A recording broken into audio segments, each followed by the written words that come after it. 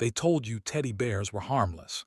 But what if the one lying beside you suddenly started to breathe? And worse, what if it whispered your name in the dark? The child stirred in the dark. Beside them, the teddy bear lay still. But a faint sound filled the room, soft, rhythmic like breathing. Tiny chest rising, falling. The fabric moved as though lungs were hidden inside.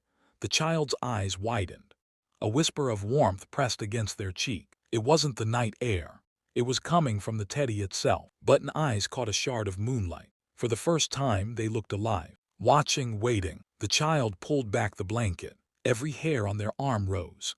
The teddy's chest moved again. Slow, steady, deliberate. Silence wrapped the room. No clock ticked. Only that impossible breath. The child leaned closer. They felt it, air brushing against their skin. The teddy was exhaling. A faint rattle came from its stitched mouth, as if words were trapped behind the threads, struggling to escape. Fear kept the child frozen, yet curiosity pinned them in place. What was inside their toy? The bear shifted slightly. Its paw twitched. The sound of fabric creaking cut through the silence. The child whispered, trembling, "Hello." The teddy paused. Then with chilling softness, it whispered back their name. The room went colder than winter, and the child realized the teddy wasn't just alive, it knew them. If this story chills you, don't forget to like, subscribe, and share for more dark mysteries. If your toy whispered your name tonight, would you answer back? Morning came, but the child didn't sleep. The teddy still sat beside them, silent. Its button eyes were dull again, empty. Sunlight spilled into the room. The bear looked ordinary, harmless. Yet the memory of its breath lingered. The child pressed a hand to the teddy's chest. Flat, lifeless. No movement at all. But faint warmth remained in the fabric. Not from the sun. It felt like something once alive. At breakfast, the child spoke. "Mom," Teddy whispered to me. Her spoon froze midair. She laughed nervously. "You just dreamed it." But her eyes flickered with unease. That night, the child dared to wait again. The teddy sat upright on the bed, motionless at first. Then slowly, its chest rose once more. The sound returned, gentle, steady, undeniable. This time, the child recorded it. Phone in hand. The microphone caught the faint breath. A whisper followed, not just the name this time, but a phrase, "I know you." The recording stopped on its own. The screen glitched. The file vanished. In the dark silence, the teddy turned its head. Button eyes glowed faintly, and the child knew it was waiting for a reply. The child hid the teddy in the closet, shoved behind old boxes.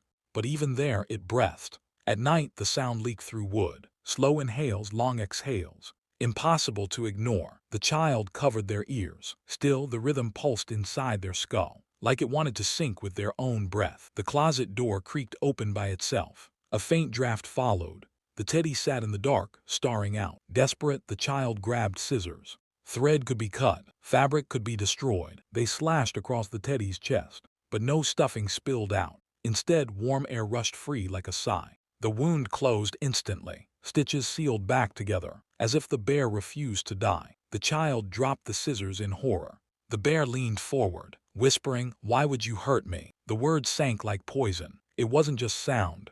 They echoed in the child's head. They stumbled back, trembling. The teddy crawled a few inches closer, cloth limbs dragging across the floor. Its button eyes glowed brighter, not just reflecting light, but radiating their own. And then the child realized the teddy wasn't speaking to them. It was speaking inside them. The child begged their mother to take the teddy away, but she only smiled tightly. "That bear has been in our family for years." Her words carried weight, too much weight, as if the bear's history was darker than she dared admit. That night, the child overheard whispers. Their mother on the phone. "It's happening again." The child froze in the hallway. Again. How many times had the teddy awakened before? The call ended suddenly. The teddy sat at the table now, propped in a chair, like part of the family. Candlelight flickered across its stitched mouth. For a moment, the shadows moved like lips. Silent words on fabric skin. The child demanded answers. "What do you mean, again?"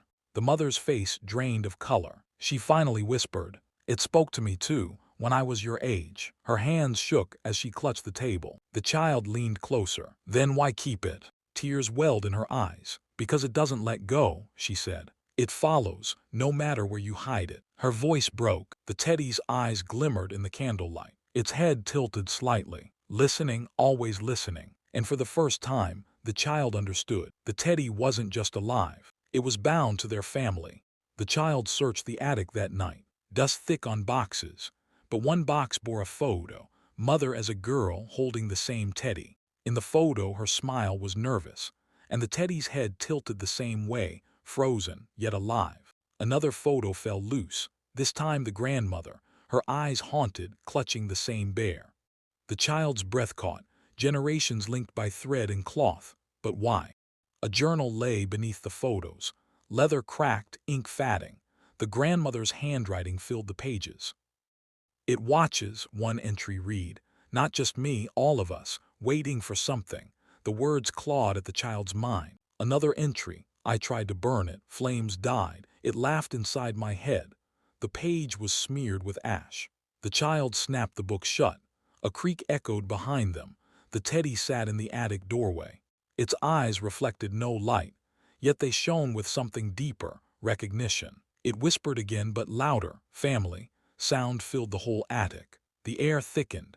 Dust swirled as if drawn toward the teddy. The photos trembled on the floor. And in that suffocating silence, the child knew. The teddy had always been here, watching every generation breathe. That night the child dreamed, but it didn't feel like a dream. The teddy sat at the foot of their bed, alive in shadow. Around it stood figures, blurred, faceless, each one clutching the same bear. Generations of children. Their whispers overlapped, voices layered like static, all saying the same thing, breathe with us. The child gasped awake, but the teddy was still there, sitting at the bed's edge, waiting. Its chest rose and fell, but now the rhythm matched the child.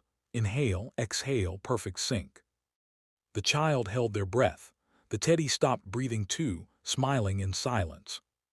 When they exhaled, so did it, mocking, mirroring like it owned their lungs. Fear turned to fury. The child grabbed the teddy and screamed, "What are you?" The room shifted darker, walls bled into shadows. The teddy whispered, "I am your breath." The child collapsed, gasping. Air grew heavy, like something unseen pressed on their chest. Each inhale burned. Each exhale echoed the teddy's laugh. The toy was inside their body now. And in that crushing moment, the child understood. Breathing was no longer theirs. It belonged to the bear. The child awoke in silence. No breath, no sound. The teddy sat on their chest, heavier than fabric. Its button eyes glowed like embers. The stitched mouth twitched. This time it was smiling. The child tried to scream. No voice came. The air was locked inside them. The teddy leaned close. Its breath slid into the child's mouth, warm, invasive, alive. Suddenly the child's lungs filled again, but it wasn't their own air. It belonged to the bear. Whispers flooded their mind, a chorus of children's voices. "Join us, you're one of us now." They saw visions, generations trapped inside the toy, living through breath that wasn't theirs. The child's heartbeat slowed. The teddy's chest rose in perfect rhythm, one life replacing another. The mother burst into the room, her face twisted with dread. She screamed the child's name. But the teddy turned its head toward her and whispered hers instead. The sound froze her in place. The bear climbed down, carrying silence with it. The child gasped, alive, yet empty. Breath no longer felt like their own. And in that hollow quiet, one truth remained. The teddy didn't just breathe. It collected lives, one breath at a time. The morning sun finally rose, spilling pale light into the child's room, but the teddy bear did not move. Its stitched mouth stayed shut. Only silence remained. Yet deep inside, the child swore he still heard it. A faint echo, like breathing hidden beneath the floorboards. The parents dismissed it. Just imagination, they said. But the child's eyes stayed fixed on the bear, watching for a twitch, a blink, a rise of its chest. That night the silence grew heavier. The toy lay still, but the air seemed alive, pressing down, as though the room itself was holding its breath. Then came the whisper, softer this time, not from the bear's mouth but from the walls, the same voice, stretched and broken, calling his name. The child clutched the bear tighter. Its button eyes glowed faintly now, like dim embers refusing to die out. Fear turned into a strange calm. He whispered back, asking the bear, "What do you want?" The stitched mouth slowly parted, but no words came, only the sound of air escaping, like the hiss of something ancient waking from sleep. And then the impossible, its chest rose again, slow, heavy. With each breath, the toy seemed less fabric, more flesh. The parents rushed in at the sound of the child's screams, but when they turned on the light, the bear was gone. Only the outline of its shape was pressed deep into the bedsheet. Later, they found tiny footprints leading out of the room, too small for a child, too human for a toy.